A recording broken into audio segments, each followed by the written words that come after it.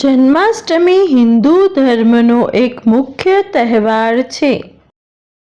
જન્માષ્ટમીને કૃષ્ણ જન્માષ્ટમી અથવા ગોકુળ અષ્ટમી પણ કહેવામાં આવે છે. આ ભગવાન કૃષ્ણની જયંતી પર ઉજવવામાં આવે છે. ભગવાન કૃષ્ણ ભગવાન વિષ્ણુના 8મા અવતાર છે.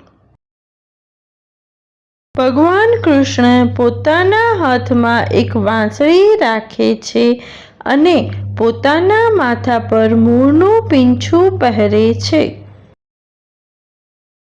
ભગવાન કૃષ્ણનો જન્મ દુનિયાને બુરાઈઓથી બચાવવા માટે થયો હતો. ભગવાન કૃષ્ણએ મથુરાના દુષ્ટ રાજા કંસનો વધ કર્યો હતો.